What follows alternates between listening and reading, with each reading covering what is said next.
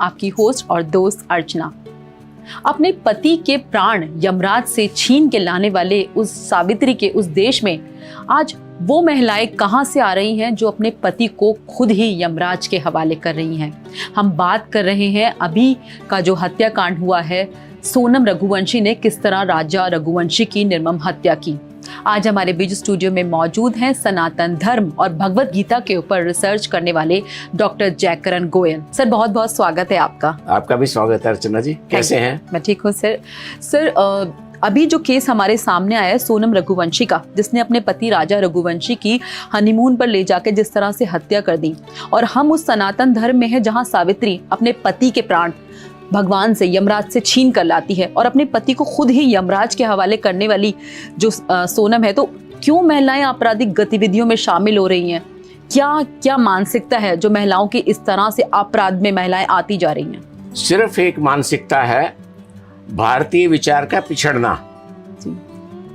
हम अंधाधुंध आजादी के बाद विदेशी विचारों के प्रभाव में आ गए और अपने आप को भूल गए। जिस दिन हम अपने आप को याद कर लेंगे, अपने सब को याद कर लेंगे, अपने डीएनए के साथ जुड़ जाएंगे, तो उस दिन ये समस्याएं नहीं होंगी। लेकिन दुर्भाग्य इस देश का है कि स्वतंत्रता के 78 वर्षों के बाद भी भारत अपने आप को खोज रहा है। भारत मतलब भारतीय विचार जी। भगवान कृष्ण भगवद गीता में कहते हैं, चंचलम ही मनः कृष्ण परमथि बलवत दृढ़म। अर्जुन भगवान से प्रश्न पूछ रहे हैं कि हे कृष्ण, मनुष्य मन बड़ा ही चंचल है। मनुष्य का स्वभाव दूध से मक्खन बिलोने वाली मथनी के समान है। बिलोनी ऐसे ऐसे चलती है, वो एक बार इधर जाएगी, एक बार उधर जाएगी, एक बार इधर जाएगी, एक बार उधर जाएगी, ऐसे चलती है, तब उसमें से मक्खन निकलता है। तो उसके साथ तुलना कर रहे हैं अर्जुन कि मनुष्य का जो स्वभाव है वो दृढ़ है, बलवान है, बिलोनी के समान है, चंचल है। इसलिए मन को वश में करना मैं वायु को वश में करने से भी ज्यादा दुष्कर मानता हूँ। मतलब वायु को कंट्रोल करना आसान है मन को, लेकिन मन को कंट्रोल करना आसान नहीं है जी। अब ये जो मन है जी, अगर इसके नियंत्रण का आप जब तक सॉल्यूशन नहीं करेंगे जी, तो ये तो ऐसे ही भागेगा। वो चंचल है, बहुत ज्यादा प्रभाव में जल्दी आता है और उसको कोई दिशा निर्देश देने वाला नहीं है, संस्कारित करने वाला नहीं है। कहीं ना कहीं आप ये कह सकते हैं कि बचपन में जिस तरह से परवरिश होती है किसी बच्चे की, तो लड़के लड़कियों में बिल्कुल समानता होती है। तो लड़कियां जिस तरह क्राइम के लिए इतनी सक्रिय हो रही हैं, अभी झारखंड में सुनीता देवी ने अपने पति बुद्ध देव की खाने में जहर दे के हत्या कर दी, और अभी मेरठ का जो केस है मुस्कान का, जिसने अपने पति सौरभ की नीले ड्रम में भरकर निर्मम हत्या की, जिसमें सीमेंट से उसने उस लाश को वहां रख दिया। तो सर क्यों एक के बाद एक ये महिलाएं सक्रिय हो रही हैं आपराधिक गतिविधियों में? क्या कुछ परवरिश का भी इसमें हम कह सकते हैं? केवल महिलाएं नहीं जी, पुरुष भी जी, दोनों बराबर के दोषी हैं जी। महिलाओं की संख्या कम थी। वर्तमान घटनाएं महिलाओं से संबंधित है जी जी। भगवान श्री कृष्ण से अर्जुन गीता में प्रश्न पूछते हैं जी, हे कृष्ण, पाप के अधिक बढ़ जाने से कुल की स्त्रियों अत्यंत दूषित है, और हे वार्ष्णेय, स्त्रियों के दूषित होने पर वर्ण संकर उत्पन्न होता है। वर्ण संकर मतलब सारे बीज खराब हो जाता है आदमी का जी जी। तो हमारी जो है ना वर्तमान जो पीढ़ी है जी, इस वर्ण संकर के दोष से निकल रही है। अब जरा विचार कीजिए कि अर्जुन जो पूछ रहा है कि स्त्रियों के दूषित होने से वर्ण संकर उत्पन्न हो जाएगा, ये उसका जीता जागता उदाहरण है भारत का। बिल्कुल। जो 5000 साल पूर्व प्रश्न जो पूछा गया, अर्जुन ने पूछा भगवान कृष्ण से, इससे बड़ी उसकी अभिव्यक्ति नहीं हो सकती बिल्कुल, जो इस हत्याकांड के साथ जुड़ी हुई है जी। जननी जी, जननी भारत में धर्म का आधार है जी बिल्कुल। भगवान कृष्ण क्या कहते हैं? हे भारत, मेरी मूल प्रकृति संपूर्ण भूतों की योनि है जी, अर्थात गर्भाधान का स्थान है जी। मैं उस योनि में जड़ चेतन समुदाय गर्भ की स्थापना करता हूँ। ये भगवान कृष्ण के शब्द है, मेरे नहीं है जी जी। इसके अर्थ क्या जी, कि इसको आप इस दृष्टि से देखिए कि जननी माँ, जिस सोनम ने कत्ल कर दिया अपने पति का जी, वो भगवान की जननी है बिल्कुल। स्त्री का स्थान कितना बड़ा इस देश के अंदर है। बिल्कुल, ये भी उसके गर्भ के अंदर भगवान रहते हैं। बिल्कुल, तो जननी के बिना तो कुछ है ही नहीं। कुछ नहीं है। बिल्कुल, भारत के अंदर स्त्री का जितना सम्मान है, उस सम्मान के ऊपर ये सोनम रघुवंशी कलंक है। बिल्कुल, और ये अर्जुन ने जो प्रश्न पूछा गीता में, जी, उसका इससे बड़ा कोई प्रकाशित करने वाला उदाहरण नहीं हो सकता कि किस प्रकार से आज हमारी स्त्रियां, हमारी बेटियां, उनकी जो मानसिकता है उतनी कितनी विकृत हो चुकी है। बिल्कुल।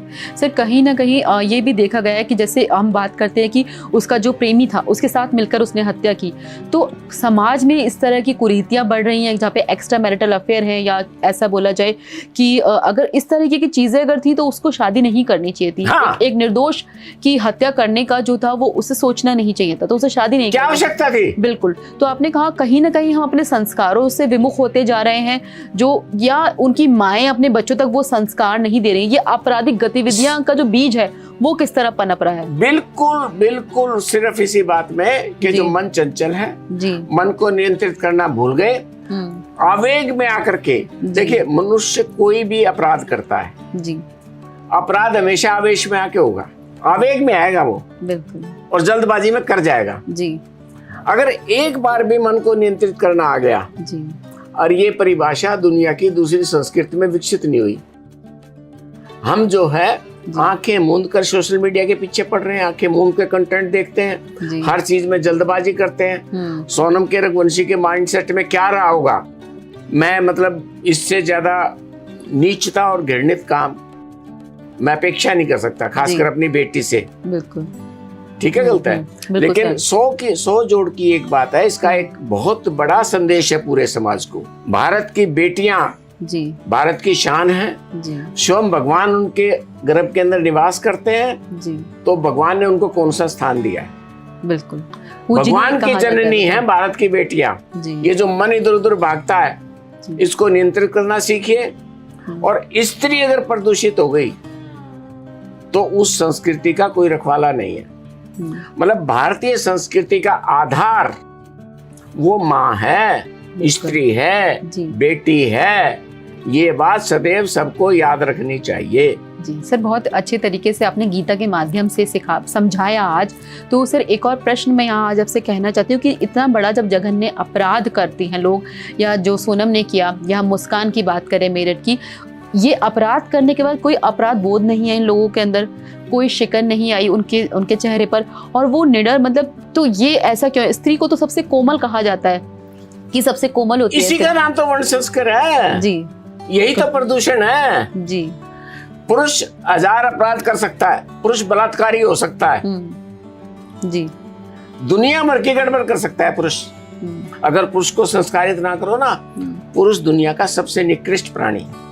तो पुरुष की तो बात समझ में आती है अपराधी होने की, महिला अपराध करेगी जी, ये तो, और वो भी जिसके साथ अभी 4 दिन पहले 7 फेरे लिए। बिल्कुल, उसको क्या जरूरत थी इतने ज्यादा ड्रामे करने की? बिल्कुल, वहीं फेरे लेने से मना कर देती। क्या दुश्मनी थी उस राजा रघुवंशी के साथ? मेरी समझ से परे। अंत में इस प्रश्न को मैं एक ही बात कह के पूरा करूंगा जी, कि इस भारत को अगर भारत रहना है जी, भगवान कृष्ण की गीता ये कोई धार्मिक ग्रंथ नहीं है जी, भगवत गीता एनसाइक्लोपीडिया है भारत का।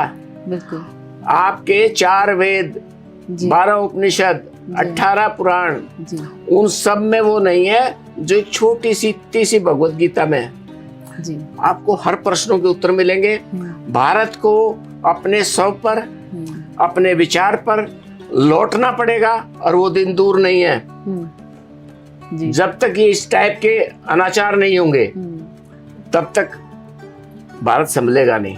तो एक दृष्टिकोण से जी, ये समाज देख रहा है, इसमें से जो अच्छे लोग होंगे वो उठाएंगे इस बात को, चलेंगे साथ मेरे जैसे आदमी के साथ। बिल्कुल, इससे बहुत बहुत सुंदर विचार यहाँ आपने रखे कि बहुत ज़रूरत है यहाँ हमें अपनी संस्कृति की ओर लौटने की, अपने धर्म की ओर पुनः अनुसरण करने की, पुराने विचारों का, आदर्शों का। तो सर चलते चलते कोई ऐसा टिप्स आप देना चाहते हैं आजकल की युवा पीढ़ी को कि वो अपराध में लिप्त ना हो, खासतौर से जो आजकल की हमारी युवा लड़कियां हैं जो आपको देख रही हैं, उन्हें आप क्या कोई ऐसा टिप देना चाहते हैं, कुछ ऐसी बात आप बताना चाहते हैं? कभी अगर जिंदगी में कुछ भूल जाओ जी तो प्रकृति की तरफ देख लो। जी प्रकृति भारत की गुरु है। जी प्रकृति जिस प्रकार से सामंजस्य बिठा के चलती है, जी आप जरा सोचिए, 4 मौसम आते हैं, सर्दी भी जरूर आएगी, गर्मी भी जरूर आएगी, जी बरसात भी जरूर आएगी। अगर प्रकृति अब संतुलन छोड़ दे तो क्या होगा? तो बरसात ज्यादा आ जाएगी, बाढ़ का विनाश हो जाएगा। बिल्कुल सही। अगर बरसात नहीं आएगी, सूखा पड़ जाएगा। मनुष्य को अपने जीवन में संतुलन बना के चलना पड़ेगा। संतुलित जीवन ही जी मनुष्य का सर्वस्व है और वो संस्कार से आएगा। जी। और हमारी माताएं जिस दिन संस्कार को ट्रांसफर करना शुरू करेंगी अपनी संतान में, जी उस दिन ये काम हो जाएगा। वो दिन दूर नहीं है, बिल्कुल। आने वाला समय अपना है।